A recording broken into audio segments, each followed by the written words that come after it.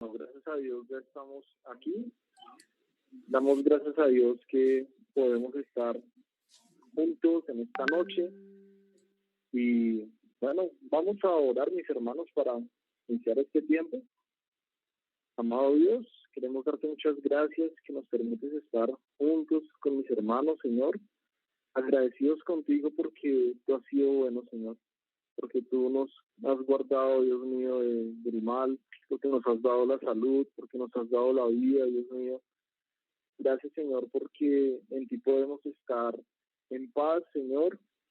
Y gracias, Dios mío, porque tú nos permites estar aprendiendo más de tu palabra juntos. Ayúdanos, Señor, que con todos estos principios que podemos aprender de tu palabra y de este libro que estamos estudiando. ¿Aló?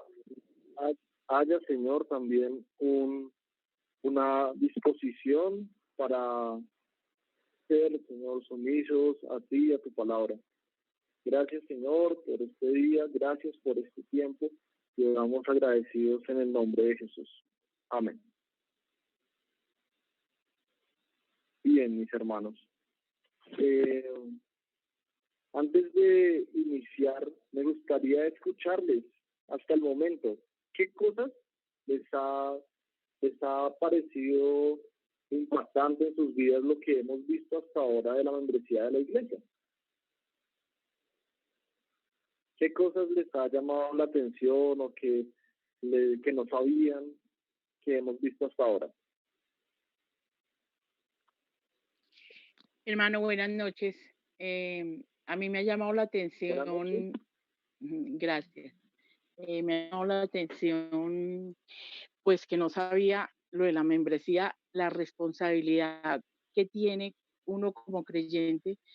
Esa es una responsabilidad, o sea, en estos momentos es cuando me doy cuenta de la responsabilidad que tengo. Yo pertenecía a otras iglesias, pues carismáticas y pentecostales.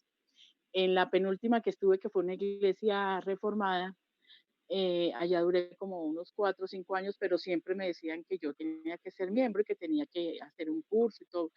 Nunca lo hice porque esa iglesia quedaba muy lejos de donde yo vivía. Siempre llegaba tarde a los cursos, pero por lo mismo lejos. Entonces, no sé, fue cuando decidí, o sea, una iglesia más cerquita a mi casa, pero esto, lo que me está pasando, lo que estoy viviendo ahora con este curso, cambió mi vida por completo, la visión que yo tenía con la iglesia, la responsabilidad más que todo. O sea, yo pensaba que, qué pereza no ir un domingo, entonces no voy, y como que no pasa nada. La verdad no sentía como ese peso como lo siento ahora, porque pues nosotros, la iglesia, somos un grupo de personas que tenemos que apoyar al pastor y pues, tenemos que apoyar a la iglesia, pero apoyarla con toda la de la ley, o sea, dándolo todo. Pero para pasar esto, hermano, para uno poder sentir esto, tiene primero que estudiar la palabra, porque si uno llega por llegar y está un tiempo ahí, si no le dicen a uno nada, como que adquiera una responsabilidad, pues uno piensa que no. Yo pensaba que no existía ese curso de membresía, nunca lo había escuchado, aparte de la iglesia reformada, pero como nunca lo hice, nunca sabía cuál era mi responsabilidad, qué era lo que me tocaba a mí hacer como creyente. Entonces, la verdad, ha sido para mí impactante este curso y la verdad le doy gracias a Dios, porque sí, o sea, siento un cariño y un amor, porque yo la verdad, uno a veces no se, no se compromete.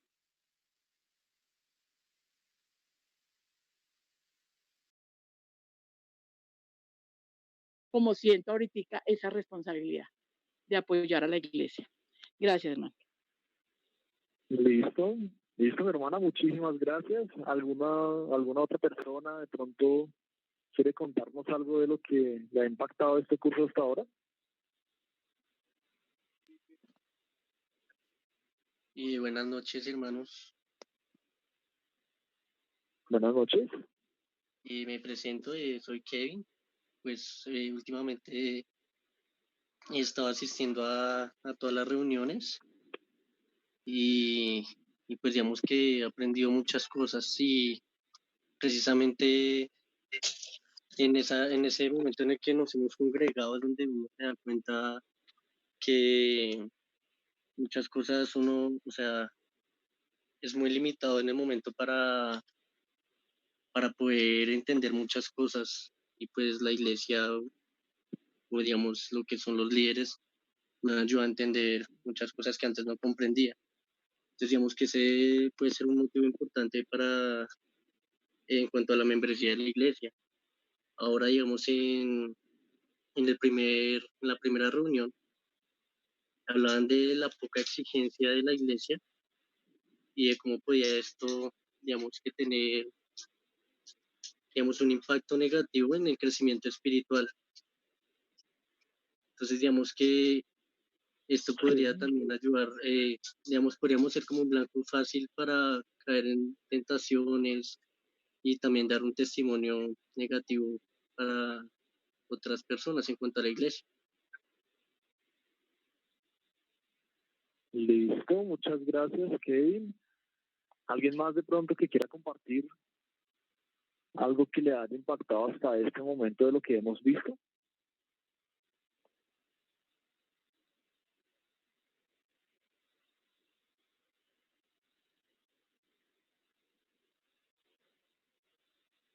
¿O algo que no le haya gustado de pronto, que hayan visto y dijeran como, uy, no, eso no me parece, es muy difícil para mí?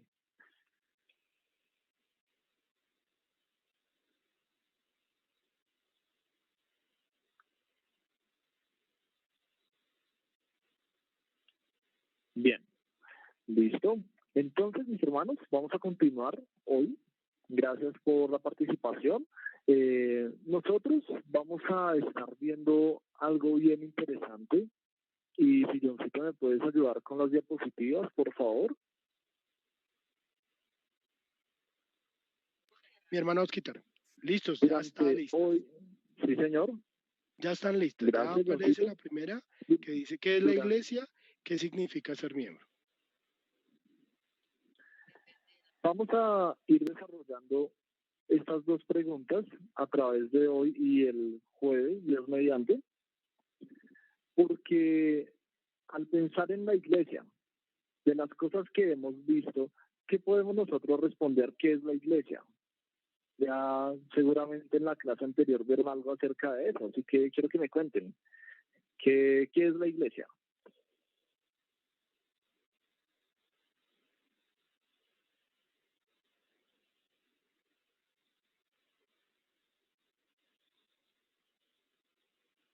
¿Alguno?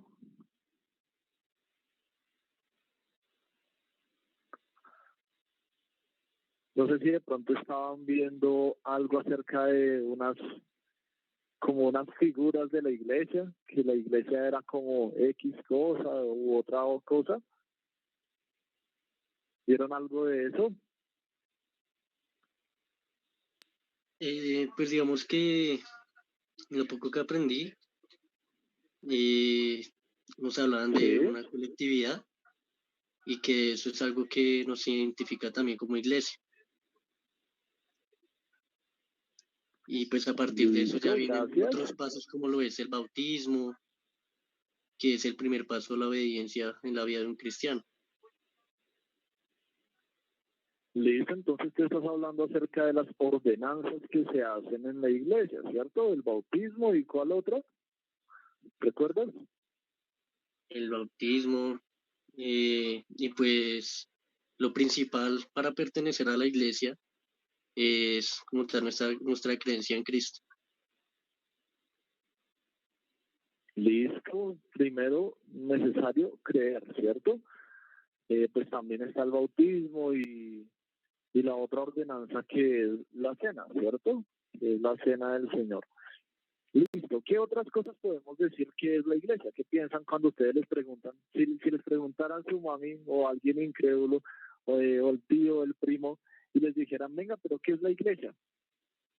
¿Qué les responden ustedes de lo que hemos visto hasta ahora?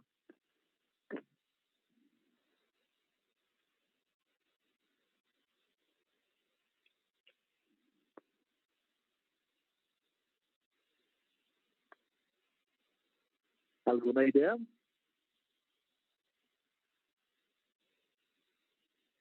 O si les preguntan, ¿cuándo fue que empezó la iglesia?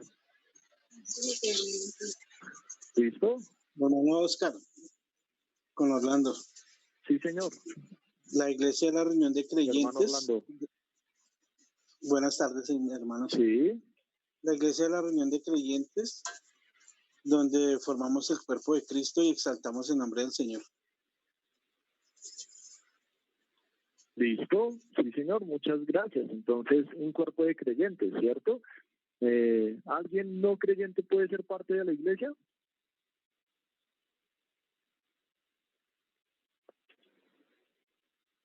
¿Un no creyente puede ser parte de la iglesia? No, hermano. No. No, ¿Por qué no? porque pues la idea es, o sea, la iglesia, o sea, para ser miembro, o sea, para ser parte de la iglesia, primero debe ser salvo. Eso es lo más importante. Entonces, si una persona no es salva, no podría entender el tema de, primero, de cómo el Señor lo amó a él para que él pueda llegar a esa salvación. Y después porque así como, o sea, el Señor lo ama a uno, y, o sea, uno es salvo por la gracia, y de pronto ese no creyente no entiende la gracia de Dios, pues no va a poder entender tampoco cómo la iglesia está unida para llegar a que esa persona sea miembro, o sea, él tiene que ser primero salvo. Listo, gracias, Davidcito. O sea que en la iglesia todos son salvos.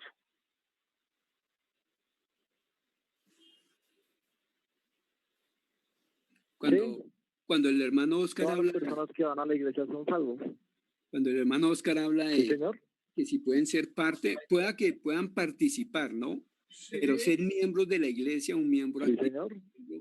debe ser salvo, porque ese es el primer punto irrefutable desde la Biblia, que la persona debe ser salvo. Un no creyente puede estar en otra situación, no siendo miembro, puede estar, valga la palabra, es que participante habla de poder estar ahí, ¿no? Pero asistiendo, hermano Raúl, asistiendo, gracias, mi hermano Fernando. Entonces, puede estar en un culto, puede estar en una reunión, pero no puede ser un miembro de la iglesia. Al no ser que sea punto irrefutable número 1, creer en el Evangelio, ser salvo. Listo, gracias. Hermano Fernando, ¿iba a participar? Pues quitar. Sí, señor. El hermano Fernando sí va a participar.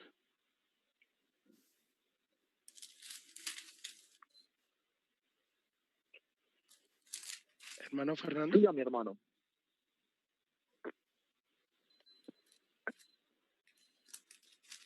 No. Entonces, Osquitar, que todos los asistentes a la iglesia sean salvos, creo que no. Deben ser realmente creyentes para que realmente sí sean salvos. ¿Sí? Listo. Pero Listo, todos los listo, miembros de hermano, la iglesia muchísimas deben gracias. ser creyentes. Listo. Bien, entonces nosotros ya estamos acá empezando a definir varias cosas, ¿cierto? Porque cuando estamos hablando acerca de qué es la iglesia, estamos hablando que es una asamblea de creyentes y que en la iglesia, digamos que los que son bautizados por el Espíritu y que han venido a ser parte del cuerpo de Cristo, podemos decir con tranquilidad, son parte de la iglesia, ¿cierto? Y el hermano Raúl también ahorita nos estaba aclarando algo interesante en cuanto a los que participan o asisten, digamos, de una manera sin compromiso, desligada de la fe a las reuniones. ¿Listo? Y son dos cosas diferentes. Y son dos cosas que nosotros podemos ver casi que a diario, con muchas personas que van a distintos lugares, van a distintas congregaciones, pero que finalmente nosotros podemos ver, bueno, ¿será que todos acá son salvos? ¿Será que son todos acá miembros de la iglesia? ¿Será que todos acá son parte de la iglesia de Cristo? Y hay varias cosas que son interesantes. Hermano Johncito, si quieres darle porfa la siguiente diapositiva. Y quisiera que ustedes me ayudaran respondiendo la siguiente pregunta, porque imagínate, había un muchacho allí sentado en la cafetería con su amigo y ambos eran cristianos, ¿listo? Entonces, él le pregunta, bueno, pero dígame, ¿cuál es la diferencia entre dos cristianos que pertenecen a la misma iglesia y dos cristianos que pertenecen a iglesias diferentes? ¿Listo? Dos cristianos que pertenecen a la misma congregación, digámoslo de esa manera, y dos cristianos que pertenecen a congregaciones diferentes. ¿Cuál es la diferencia? ¿Qué piensan ustedes? ¿Qué responderían ustedes a esa pregunta? ¿Hay las mismas responsabilidades? ¿Hay los mismos deberes? ¿Qué es la diferencia? ¿Somos todos parte del cuerpo de Cristo, pero hay alguna diferencia en eso? Que unos son simpatizantes y los otros son comprometidos, o sea, que ya nacieron de nuevo. Unos van porque escucharon del Señor, pero van como a curiosear, como a ver quién es Jesús, y sí les llama la atención, pero no hay un compromiso. Bueno, eso es lo que yo Bueno, vamos a hablar específicamente de cristianos que sí son comprometidos. Supongamos, yo tengo un amigo en X congregación, supongamos en Pontevedra, supongamos. Entonces, él va a Pontevedra y yo soy amigo de él. Somos dos creyentes, somos fieles al Señor, pero también acá en Gracia Abundante yo estoy con el hermano Raúl y con el hermano John o con cualquiera de ustedes. Entonces, como iglesia, ¿hay alguna diferencia en mi relación con el hermano de Pontevedra y mi relación con ustedes? Esa sí más o menos la pregunta. No puede haber ninguna diferencia, hermano. ¿No hay ninguna diferencia? No, mi hermano. ¿Por qué dice mi hermano que no hay ninguna diferencia? Estamos hablando de una iglesia de la misma federación, ¿sí? Ok. No porque estamos bajo la misma ideología, la misma doctrina y tenemos el mismo compromiso con el Señor, ¿no? Bueno, imaginémonos, mi hermano, que con mi amigo de allá de la iglesia de Pontevedra, es un imaginario, ¿no? Resulta que yo me doy cuenta que él está en un pecado así, mejor dicho, tenaz, y entonces yo le digo, uy, no, toca hacer algo ahí. Entonces yo digo, no, pastor, es que imagínese, pastor Héctor, que yo tengo un amigo en la iglesia de Pontevedra, entonces está pecando, entonces hay que disciplinarlo, pastor. ¿Podemos hacerlo tranquilamente? Pero la disciplina la disciplina vendría a ser por parte del pastor de Pontevedra, del pastor Joaquín, y no el pastor Héctor. Entonces, porque no está bajo. Entonces hay diferencias. Bajo.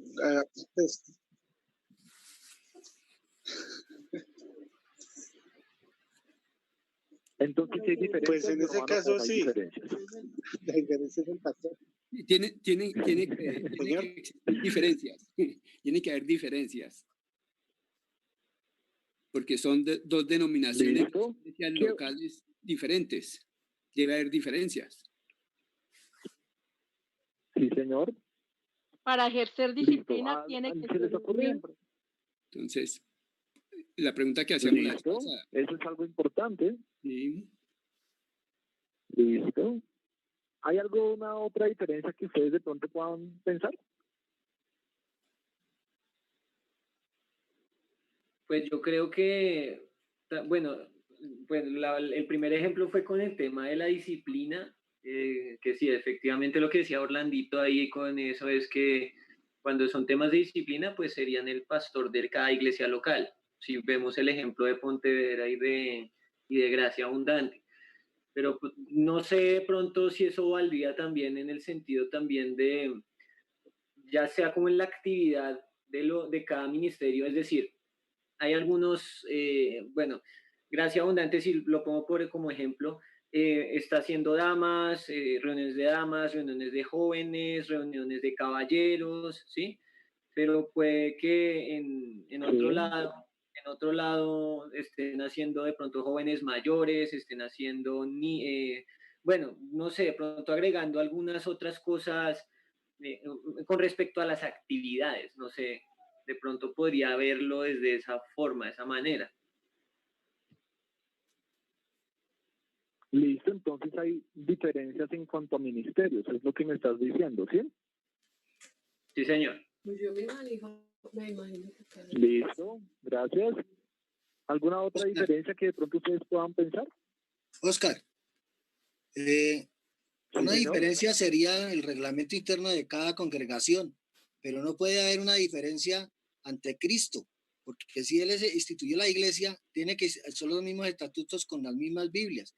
Si usted es colombiano y está en la costa, tiene las mismas leyes que tenemos para Colombia, no puede haber una diferencia de juzgamiento. Tiene que ser el reglamento interno de cada congregación únicamente la diferencia que puede mostrarse. De lo contrario, no habría diferencia. Listo. Y en eso, pues, nosotros podemos decir, listo, todos nosotros tenemos la Biblia como manual de fe y conducta, ¿cierto? Digamos en cuanto a las ordenanzas, pensamos, bueno, nosotros como Gracia Abundante decimos, vamos a tener la cena cada mes. Hay algunos hermanos en otras congregaciones que dicen, no, nosotros vamos a tener la cena cada 8 días.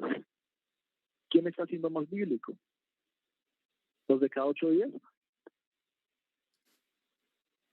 ¿Hay diferencia? O sea, ahí entraríamos. No hay diferencia, ¿cierto? En ese punto no habría diferencia. Hay diferencia. Pero en cuanto al mandato, ambos estaríamos obedeciendo, ¿verdad? Pero hay una diferencia. ¿Y qué es? Ellos la toman cada 8 días, Gracia Abundante la toma cada mes. Ahora, eso no hace que ninguno de los dos esté incumpliendo normas bíblicas, pero las formas con las que la iglesia empieza a adaptar las funciones son distintas. Entonces, es algo que es importante diferenciar. Por ejemplo, nosotros tenemos un ministerio de caballeros y seguramente que en otras congregaciones también habrá ministerio de caballeros. Pero la forma en como nosotros estamos desarrollando el ministerio va a ser muy distinta a la que otra iglesia tal vez lo esté desarrollando, porque la forma de Gracia Abundante es distinta. Bien, tal vez la visión es distinta. ¿Sí? Podemos pensar en diferencias de otra forma. ¿Alguno se le ocurre alguna otra diferencia?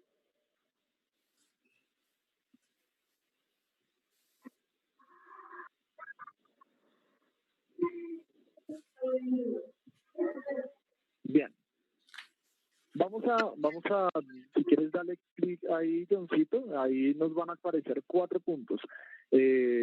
Yo puse esos 4, seguramente hay muchos más, en los cuales aparece la disciplina, que ya vimos el caso. Realmente nosotros no podemos disciplinar a alguien de otra congregación, porque él tiene su congregación y allá en su congregación deberían administrar la disciplina de una forma a sus miembros, ¿sí? Al igual que nosotros acá en Gracia Abundante. Bien, supongamos que fuera una iglesia que tuviera algunos puntos doctrinales distintos. No pensaríamos de pronto que fuera una iglesia que, digamos, no son creyentes allá. O sea, supongamos que sean creyentes, que tienen al Señor Jesucristo como su fundamento de fe y la Biblia como fundamento de fe y conducta también, pero de pronto hay algunas diferencias en algunos puntos doctrinales. No por eso nosotros diríamos, uy, no, mira, ellos son unos pecadores y se van a ir al infierno, ¿cierto? aunque hayan ciertos puntos doctrinales en los que tal vez discrepemos. Digamos, hay algunos hermanos en Cristo que tienen una perspectiva, por ejemplo, de los eventos futuros, lo que es la escatología, tienen algunos puntos doctrinales distintos y de pronto Gracia Abundante tiene unos puntos doctrinales definidos, ¿cierto? Entonces, cuando nosotros vemos, por ejemplo, lo que es la fe, cuando nosotros estamos viendo la declaración de fe de cada una de las congregaciones, puede que hayan puntos doctrinales distintos, pero no necesariamente implica que ellos de allá no sean salvos o que nosotros no seamos salvos, ¿cierto? Pero hay algunas diferencias. Cuando hablamos, por ejemplo, de la autoridad, supongamos que estemos pensando, bueno, acá pensamos que Gracia Abundante está establecido de tal manera que hay pastor y hay diáconos y el gobierno es eclesial. Pero de pronto nosotros pensamos en los hermanos que tal vez son presbiterianos, que ellos dicen, no, mira, acá la autoridad no es el pastor, acá hay un grupo de ancianos y nosotros manejamos la iglesia de esta forma. Entonces hay un presbiterio, no hay un pastor que está a cargo de, digamos, de toda la iglesia, sino que los ancianos de la iglesia son los que están a cargo de toda la iglesia, ¿sí? Y por eso nosotros no podríamos decir como, uy, no, mira, ellos son condenados o cierto que no, son solamente como formas de gobierno eclesial. Y también lo que mencionábamos ahorita con respecto a los ministerios. Hay varias diferencias que seguramente nosotros podemos notar acá y que a pesar de que los hermanos allá son salvos, son redimidos por la sangre de Cristo, al igual que nosotros, hay cosas que tal vez pueden, digamos, causar como cierta distinción en cuanto a nuestra congregación y la congregación de ellos. Bien, hay cosas que nosotros como creyentes podemos ejercitar y debemos ejercitar porque son mandatos del Señor. Cosas tales como soportándoos unos a otros y perdonándoos unos a otros si alguno tuviera queja contra otro. Sí, cosas como nadie exprime vuestro premio afectando humildad y culto a los ángeles. De pronto cosas como nadie os juzgue en comida o en bebida en cuanto a días de fiesta o luna nueva o días de reposo. ¿Cierto? Cosas como orar sin cesar, cosas como no dejando de congregarnos como algunos tienen por costumbre, ¿cierto? Cosas como esas son mandatos generales de la iglesia y que cada creyente debería cumplir. Ahora, nosotros seguramente podemos ser de ánimo a creyentes de otras congregaciones, ¿cierto? Y hay espacios para eso. Digamos, por ejemplo, dentro de nuestra federación, gracias a Dios que estamos allí, hay momentos, por ejemplo, como el seminario, digamos, el seminario que se está organizando. Mujeres de distintas congregaciones vienen a un solo lugar, se reúnen en un solo lugar y eso sirve para edificación de ellas. ¿Sí? Pero cada una de ellas sabe que tiene su congregación y que lo que está aprendiendo allí es algo que va a servir de utilidad para las distintas congregaciones a las cuales ellas van a estar. Esos son ministerios paraeclesiásticos, que son ministerios que están al lado de la iglesia, pero que no van a quitar la autoridad de la iglesia. Bien, por ejemplo, los campamentos. Vemos jóvenes que van a campamentos y consejeros de distintas congregaciones que vamos allí también a prestar el servicio y con amor nosotros aconsejamos a esos hermanos guiándoles a que se sometan a sus pastores, a que se sometan a sus padres, a que puedan ser útiles en sus congregaciones. Bien, estamos dando en amor lo que hemos recibido del Señor, que es su gracia, y con eso estamos enriqueciendo la iglesia, digamos, en otros lugares, ¿bien? Pero, como lo decimos, hay espacios distintos para hacerlo. Entonces, son como cosas en cuanto a las funciones fuera de la iglesia, pero que finalmente son ministerios que van a servir para que la iglesia local crezca. Así que las damas que van al seminario, los jóvenes que van a campamentos, los caballeros que van a la hombradía, en todas esas reuniones nosotros buscamos que cada uno de ellos crezca, pero que finalmente eso se reproduzca en las distintas iglesias locales, al igual que el seminario. Personas van al seminario interno, otras asisten en Pontevedra, pero finalmente lo que buscamos es que esas personas sirvan para enriquecer la iglesia local. ¿Listo? Ahora, Johncito, por favor, puedes darle a la siguiente diapositiva. Y nosotros acá vemos algo interesante que nos habla acerca de la iglesia y es su naturaleza, la naturaleza de la iglesia. ¿Bien? En la naturaleza de la iglesia nosotros vamos a ver dos aspectos que son importantes. ¿Bien? Esos dos aspectos son la iglesia institucional y la iglesia orgánica. Institucional y orgánica. ¿Qué entienden ustedes por esas dos palabras?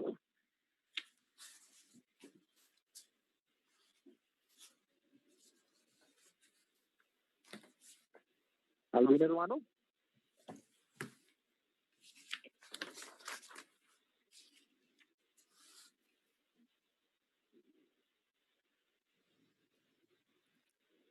¿Alguna idea? De pronto cuando pensamos en la iglesia como institución y la iglesia como organismo.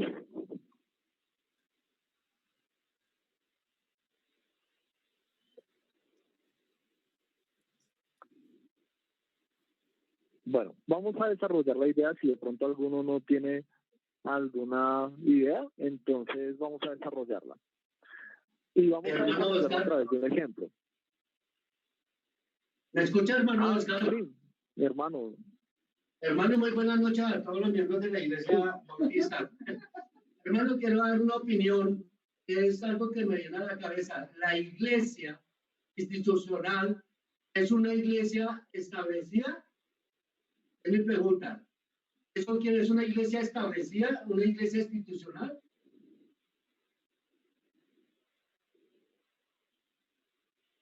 ¿Sí me copió, hermano? ¿Sí me escuchó, hermano?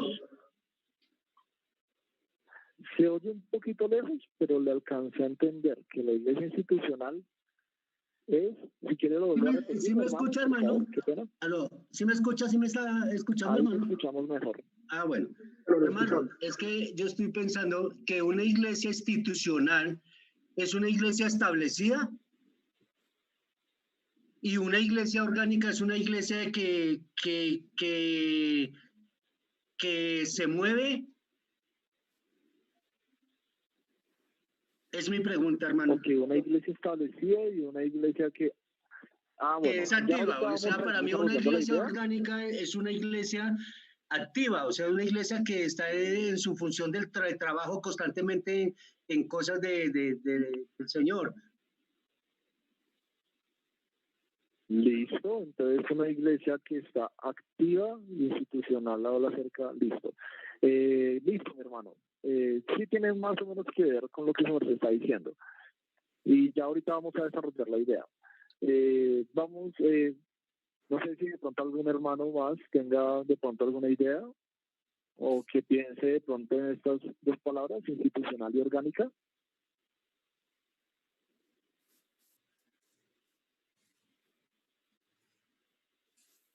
¿No? Bien. Listo. Vamos a poner un ejemplo. Y es el matrimonio.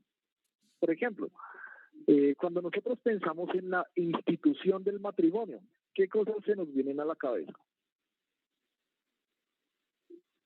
La institución del matrimonio. Yo creo que es la orden de Dios hacia lo que Él hizo o lo que Él estableció con respecto precisamente al matrimonio.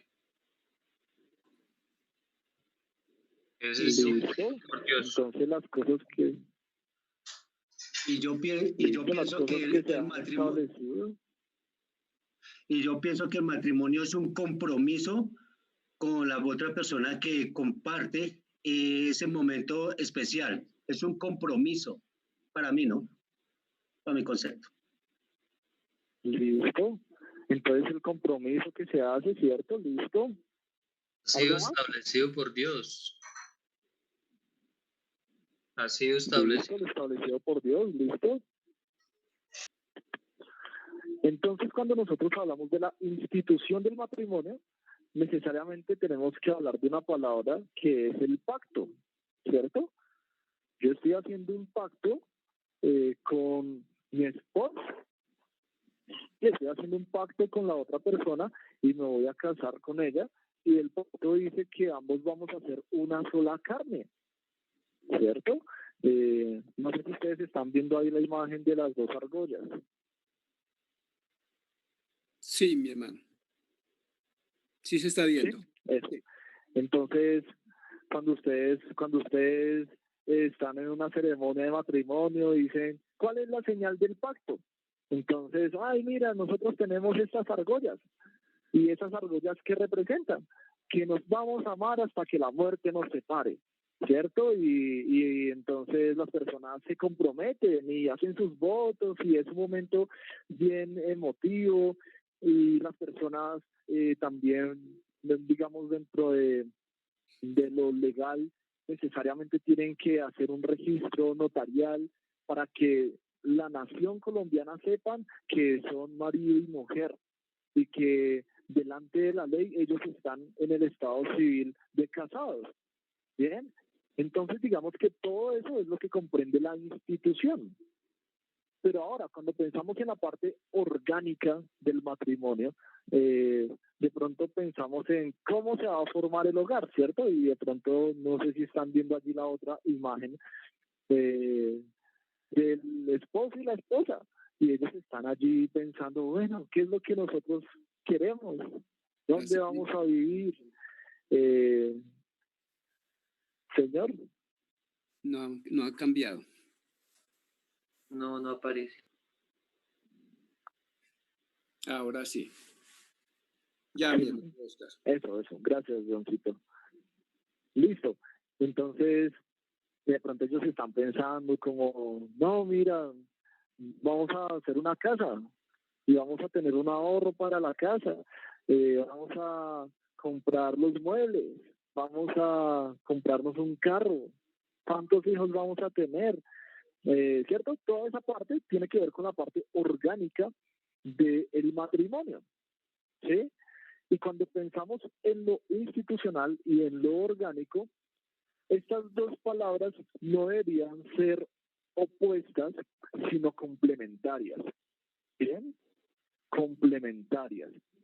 ¿Qué pasaría si el matrimonio únicamente fuera institucional, por ejemplo? Si solamente fuera institucional el matrimonio, ¿qué perderíamos del matrimonio?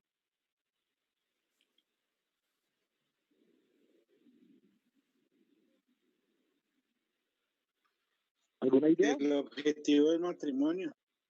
El fin. Sí, el fin del matrimonio, el objetivo.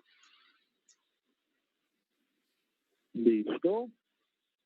¿Qué más perderíamos si solamente pensáramos que el matrimonio fuera institucional?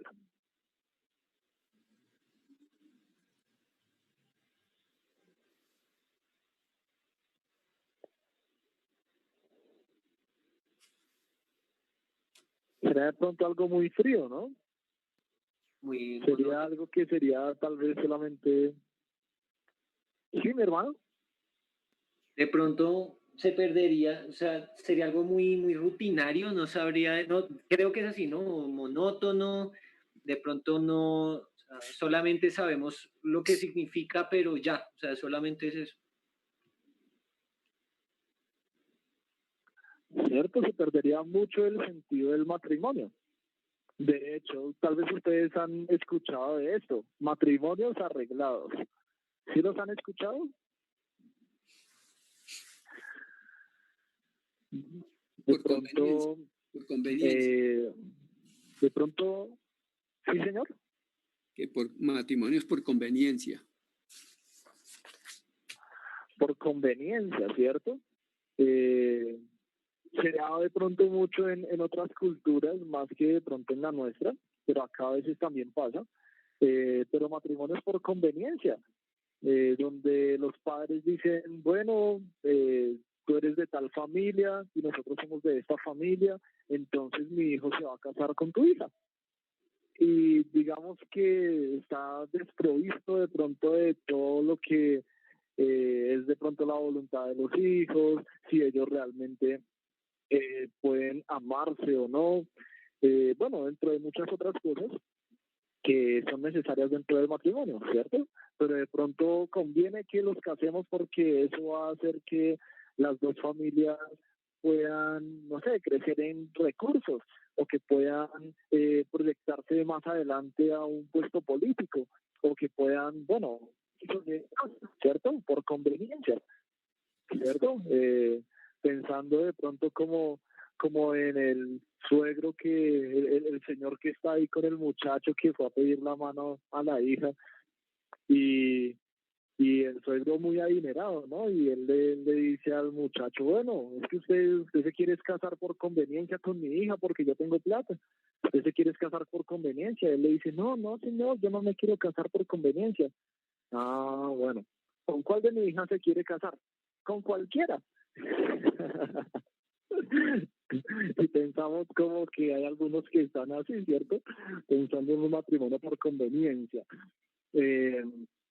Hay otros que de pronto van a otros países, una estrategia que usan de pronto para tener visa en otros países y es, uy, no, venga y me caso con una persona de esa nación para que a mí me den la nacionalidad de allá y entonces pueda tener la visa más fácil, ¿cierto? Conveniencia. Ahora, quitemos la parte institucional. ¿Qué pasaría si el matrimonio solamente fuera la parte orgánica? ¿Qué cosas perderíamos del matrimonio?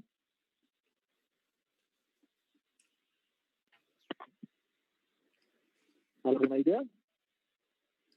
Yo creo que se perdería primero, o sea, que la pareja entienda para qué están, o sea, por qué están casados o para qué fue hecho el matrimonio.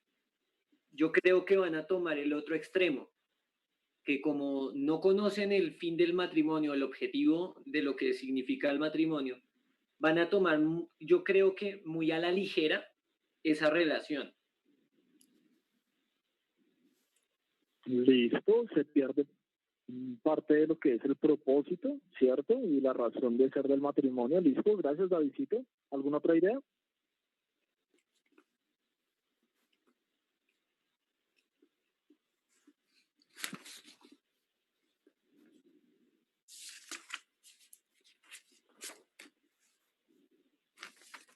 ¿Qué pasaría si quitáramos lo institucional del matrimonio?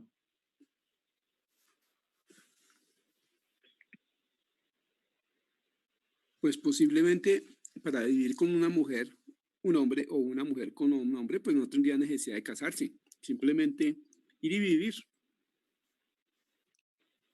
Dejando de lado... Y ya, ¿cierto?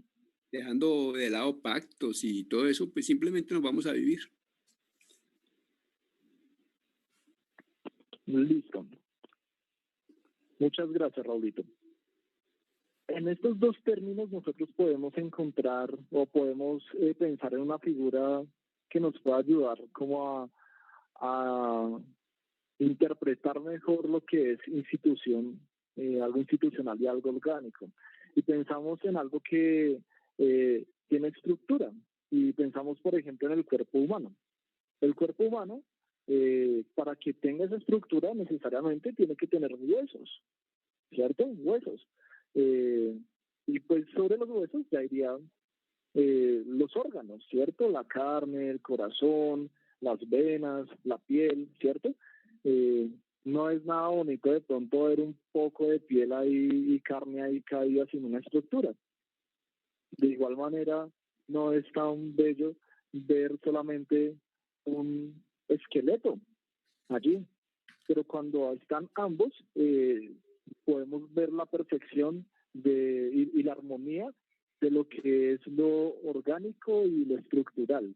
En este caso lo estamos llamando institucional. cuando nosotros vemos que falta alguno de estos, va a haber problemas. El problema del mundo actual es que muchos quieren vivir de una manera orgánica, ¿cierto? Sin compromisos que demanda la institución. Muchos de nosotros seguramente conocemos hogares en los que muchos están tal vez viviendo en unión libre y no quieren casarse porque quieren evitarse el papeleo.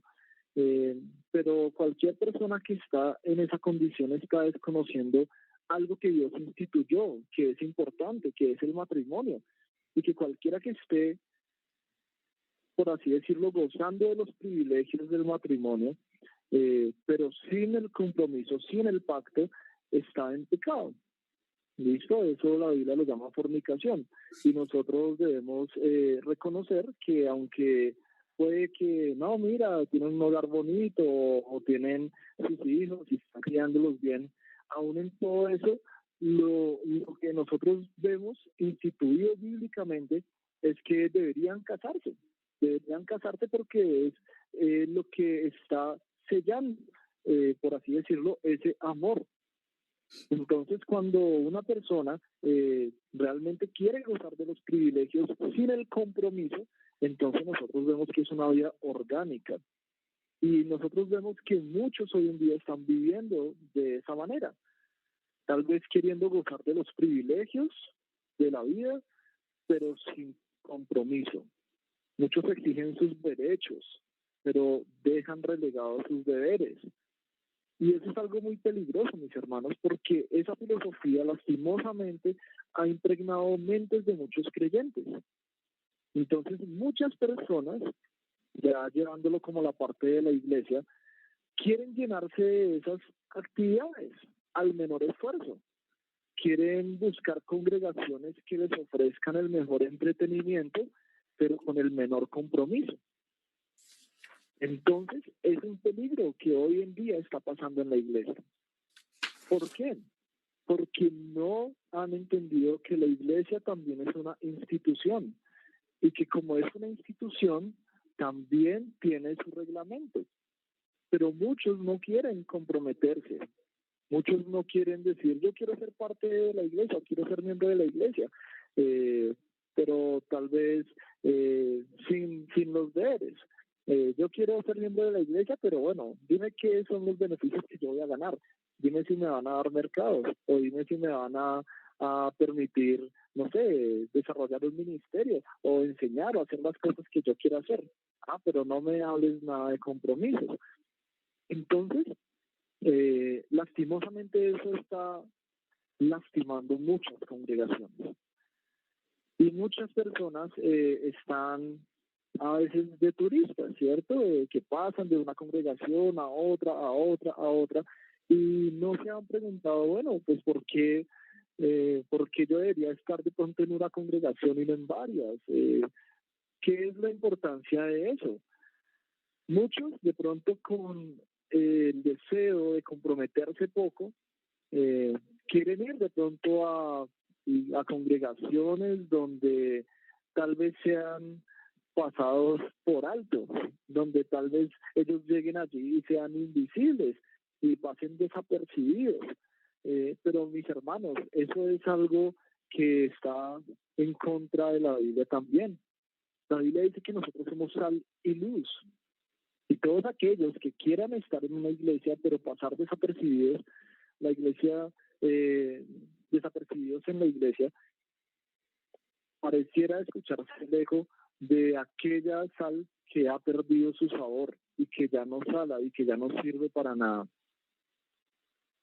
Por eso, el creyente comprometido no pasa desapercibido en la iglesia. El creyente comprometido está comprometido en salar y en ser luz, porque es lo que el creyente debe hacer.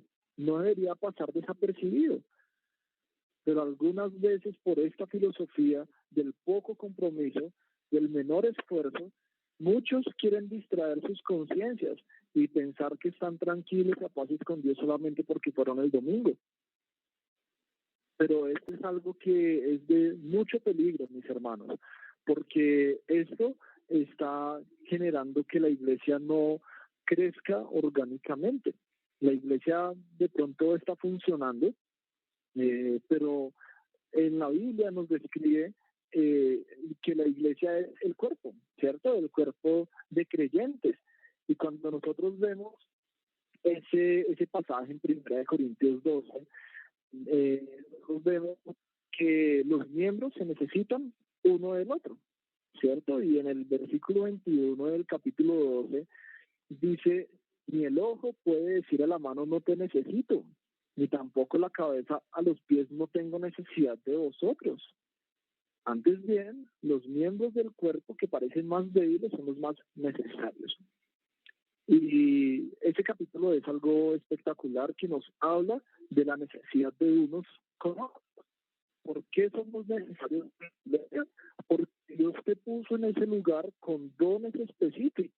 Y si esos dones están siendo desperdiciados, entonces tú estás perdiendo el propósito de ser parte del cuerpo. Qué triste cuando de pronto nosotros, no sé, vemos una persona que tal vez es cuadraplégica y no puede mover sus piernas y se inutilizaron sus piernas. Y nosotros decimos, wow, eso es algo un poco triste porque nosotros sabemos que las piernas deberían tener la función de llevarlo a diferentes lugares. Y sin embargo, cuando vemos las piernas inútiles, decimos, bueno, no debería ser así, ¿cierto? De igual manera, cuando vemos a una persona ciega, sabemos que los ojos tienen una función y que debería cumplir esa función. Y es algo triste ver que una persona que tenga sus ojitos no pueda ver, porque sabemos que los ojos deberían estar cumpliendo una función, ¿cierto? Eso es lo que trae armonía a la institución de la iglesia.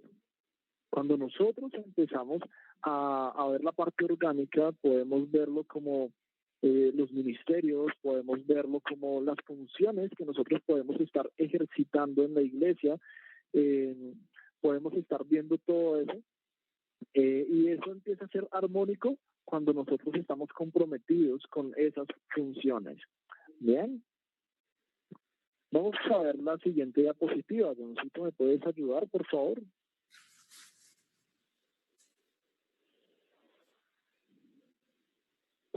¿Ya la tenemos aquí, Doncito? Sí, sí. Ya, listo, gracias.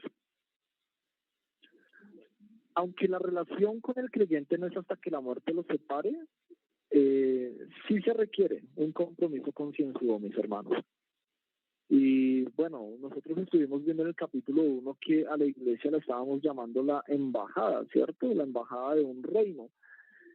Y cuando nosotros vemos estas palabras acá, bueno, aparece Cristo, reino e institución. ¿Listo? Si le damos clic allí, también vamos a ver Pablo, iglesia, orgánico. ¿Listo? ¿Qué es esto? Bueno, cuando nosotros vemos Cristo estuvo hablando del reino más que de iglesia. De hecho, Cristo únicamente menciona la palabra iglesia 2 veces en todo su ministerio. Pero Cristo habló 49 veces del reino. Y el reino hace parte de la institución. ¿Listo? Y Pablo habla acerca de la iglesia. Y está hablando acerca de lo orgánico. Y nosotros vemos que él más bien poquitas veces menciona el reino, pero menciona muchas veces la iglesia, menciona la iglesia 42 veces en sus cartas. Y todo esto que nosotros vemos tiene que ver con una armonía hermosa, que tiene que ver con el reino que Cristo viene a establecer y tiene que ver con lo orgánico, que es las funciones que la iglesia debe ejecutar. Entonces, cuando nosotros vemos las cartas paulinas, por eso de ahí sale también gran parte de lo que es la doctrina de la iglesia hoy en día, porque tiene que ver con las funciones de la iglesia y lo que nosotros creemos y lo que como nosotros ejercitamos, también las funciones dentro de las congregaciones hoy en día. Bien. Ahora, la siguiente línea. En la siguiente línea nosotros vemos algo que pasó con Israel. Dios había escogido a Israel Y Dios escogió a Israel como su nación.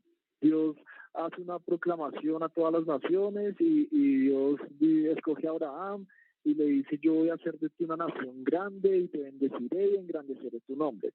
Y desde Abraham en adelante Dios empezó a formar a Israel.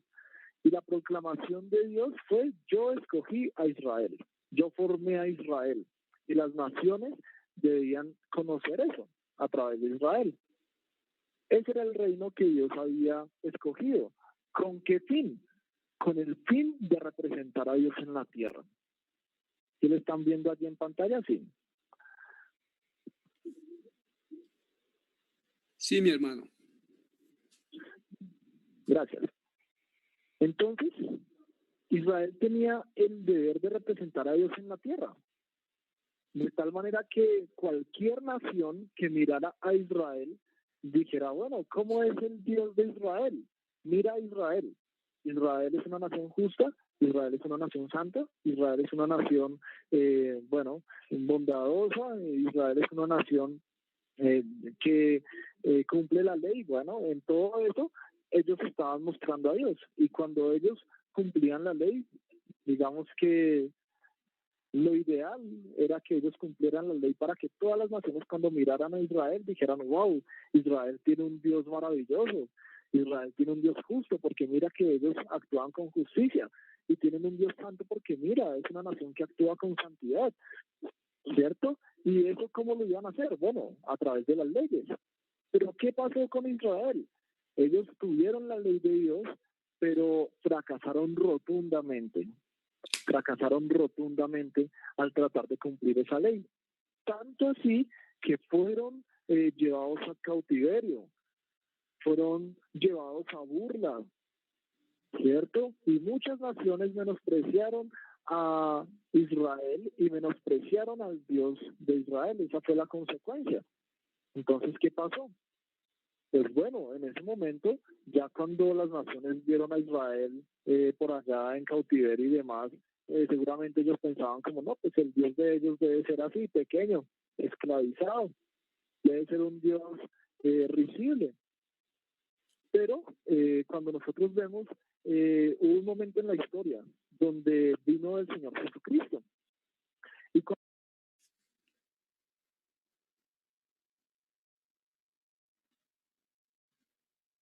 ¿Osquita?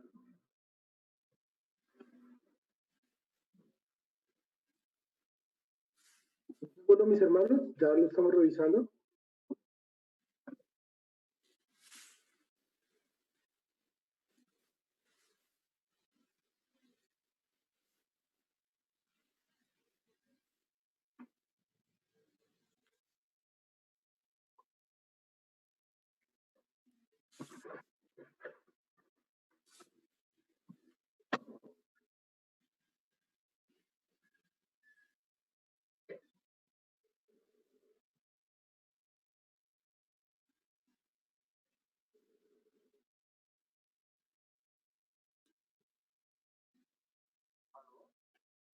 Osquita, no me cuelgues.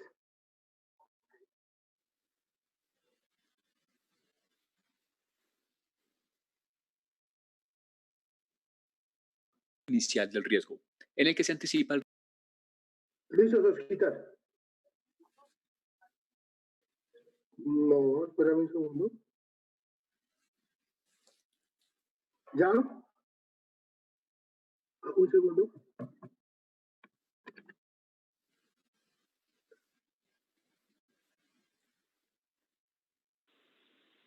¿Osquita?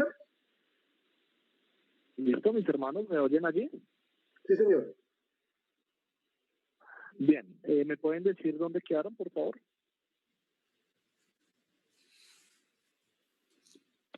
Menospreciaron a Dios. Israel menospreció a Dios. Listo, muchas gracias. Y que tenían un Dios pequeño. Entonces la consecuencia de que Israel desobedeció las leyes y que fracasaron en eso fue que muchas naciones menospreciaron a Dios y menospreciaron su ley. Entonces, Después nosotros vemos en la historia que Cristo vino. Y cuando Cristo vino, Él empezó a hacer declaraciones fuertes en cuanto al reino. Y que iban a tumbar, por así decirlo, esos fundamentos del reino de Israel para empezar un reino distinto. Y nosotros podemos ver en la siguiente diapositiva, si lo puedes pasar, por favor, Johncito, algunas declaraciones de Cristo. Bien. Entonces vamos a ver la primera declaración. En la primera declaración, ¿qué dice allí? Dios iba a desechar a Israel. Y nosotros podemos ver en Mateo 3, 11 y 12, voy a leerlo a su favor. Y Juan el Bautista estaba predicando y dice: yo a la verdad os bautizo en agua para arrepentimiento, pero el que viene tras mí, cuyo calzado no soy digno de llevar, es más poderoso que yo. Él os bautizará en el Espíritu Santo y fuego. Su aventador está en su mano, y limpiará su era, y recogerá su trigo en el granero, y quemará la paja en el fuego, que nunca se apagará. Bien, entonces está hablando acerca de algo interesante. De hecho, podemos ver un poquito antecitos en el versículo 9. Dice: y no penséis decir dentro de vosotros mismos, a Abraham tenemos por padre, porque yo os digo que Dios puede levantar hijos a Abraham de estas piedras, y ya también el hacha está puesta a la raíz de los árboles. Y estas son declaraciones que está hablando acerca de que, pues no por el hecho de ser israelitas, ellos iban a estar recibiendo de esa bendición que iba a venir después de Juan, que era ser bautizados por el Espíritu Santo, ¿cierto? Entonces no iba a ser algo exclusivo para los judíos solamente.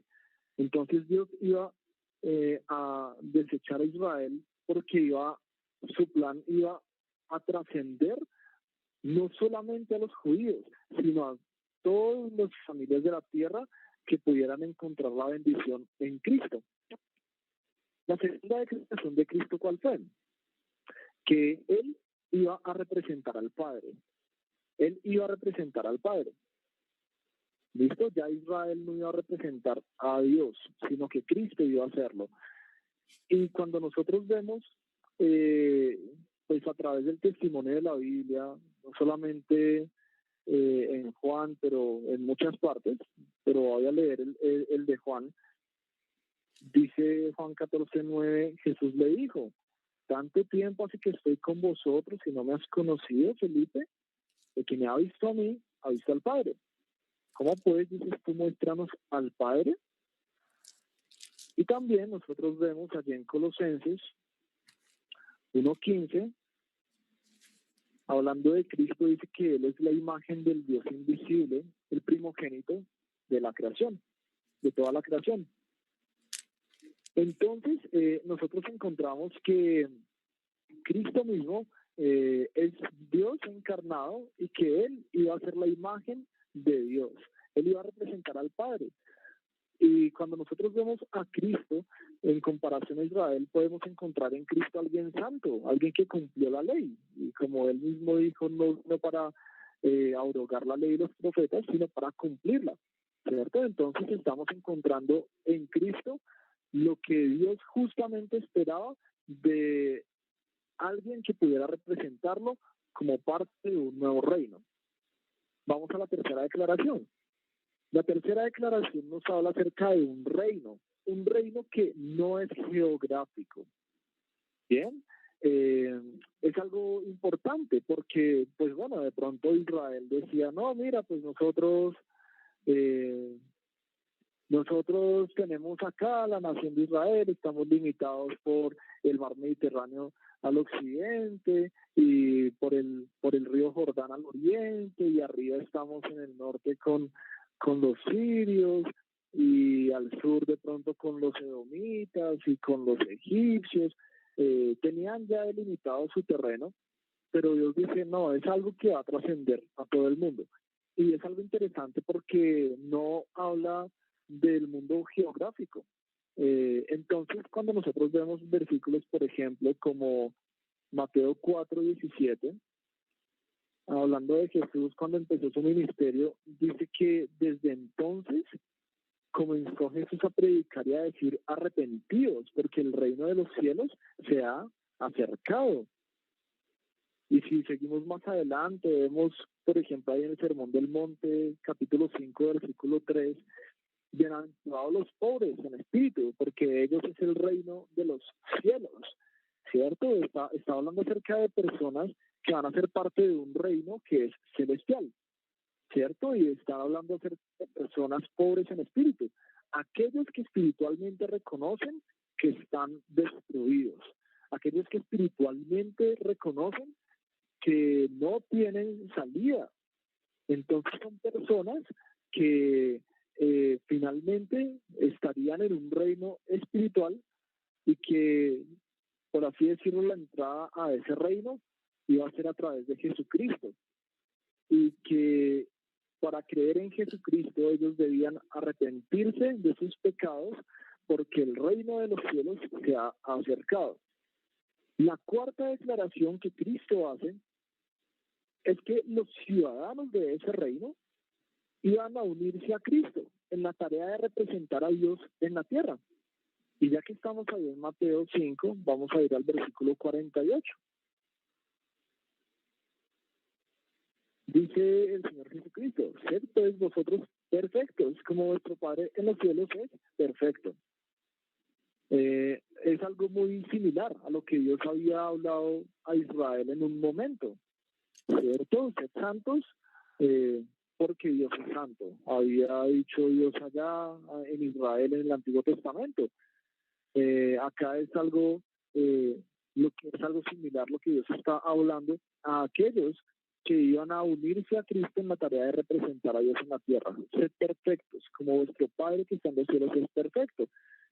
Y cuando vemos también el texto en Romanos 8:29, nosotros encontramos que a los que antes conoció también los predestinó, para que fuesen hechos conformes a la imagen de su Hijo, para que Él sea el primogénito entre muchos hermanos. Bien, entonces nosotros encontramos acá que este reino va a ser parte de algo distinto a lo que estaba pasando antes con Israel, y que este reino tiene que ver con personas que se arrepienten y que son personas que creen en Jesucristo, que son personas que están comprometidas a ese reino, están comprometidas a representar a Dios en la tierra.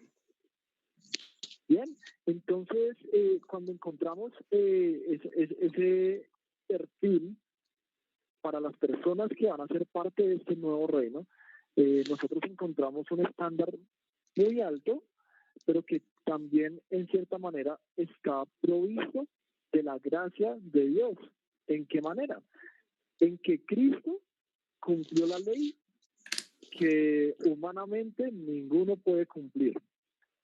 Y también en que esas personas van a estar con un poder único, porque es el poder de Dios, en el Espíritu Santo, que va a estar dentro de esas personas arrepentidas, para que ellos puedan unirse en la tarea de representar a Dios en la tierra y que puedan ser hechos más conformes a la imagen de Jesucristo. Bien, entonces todo esto hace parte de ese nuevo reino, de este nuevo cuerpo que se está uniendo a Cristo, y que, como nosotros lo hemos visto anteriormente, ese cuerpo se llama la iglesia.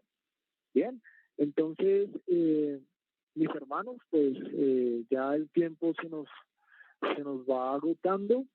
Ya hemos definido varias cosas de lo que hemos visto en la historia, de lo que es la institución y lo que es lo orgánico. Y el próximo jueves, Dios mediante, vamos a estar culminando y viendo en lo más posible la respuesta a esas dos preguntas iniciales: ¿qué es la iglesia y qué significa ser miembro? Porque en todo esto ya vamos definiendo varias cosas de cómo se fue formando la iglesia y cuál es el propósito que Dios también tiene para la iglesia. Bien, entonces, mis hermanos, damos gracias a Dios por este espacio espero que las cosas que pudimos ver hoy pudieran abrir un poquito más el panorama en cuanto a la iglesia, y que también nosotros estemos confiando en la sabiduría de Dios, quien instituyó también la iglesia, y que a través de sus apóstoles, especialmente en Pablo, dio funciones para que la iglesia pudiera funcionar como organismo. Entonces, vamos a orar para terminar este tiempo. Bendito Padre, queremos darte muchas gracias por este día que nos has dado. Gracias, Dios mío, porque tú eres bueno con nosotros. Gracias, Señor, porque a través de la historia tú tenías un propósito precioso para la iglesia, y también, Señor, nos has permitido ser parte de ese propósito. Gracias, Señor, porque desde que tú instituiste el matrimonio, Dios mío, en el huerto del Edén, y daste un plan, Señor, hermoso para que nosotros pudiéramos entender también qué tan grande es el compromiso de la iglesia como esposa de Cristo. Ayúdanos, Señor, a entender que el compromiso es algo muy serio, y que al igual que instituiste el matrimonio, también instituiste a Cristo y la iglesia para que pudiéramos nosotros, Señor, gozar de esa comunión perfecta contigo, y que después, Señor, de que vengas por tu iglesia, pudiéramos gozar en la eternidad de tu comunión, de comunión contigo, de poder estar, Señor, disfrutando de tu presencia. Y, Señor, ayúdanos a estar reconociendo nuestro pecado, Señor, si de pronto nosotros hemos estado poco comprometidos, Señor, con las cosas de la iglesia. Si tal vez, Señor, nosotros hemos pensado en que es algo pasajero, o que es algo que yo puedo cambiar de un momento a otro como si me lo cambiara de ropa, Señor. Ayúdanos, Señor, por favor, a estar reconociendo qué tan importante es ser parte de la iglesia, y también de la iglesia local, Señor, en la que tú nos has puesto. Gracias, Dios mío, porque tú permitiste que fuera de esa manera. Y también, Dios mío, ayúdanos a entender, Señor, que la iglesia no es solamente para mirar qué son las cosas que me convienen, Señor. Ayúdanos, Señor, a pensar más en las cosas que yo debo hacer como miembro de la iglesia. Ayúdanos a pensar, Señor, en los deberes que tenemos. Y ayúdanos, Señor, también a disfrutar del gozo de ser parte de la iglesia. De saber, Señor, que podemos estar encaminados, Señor, hacia la eternidad contigo.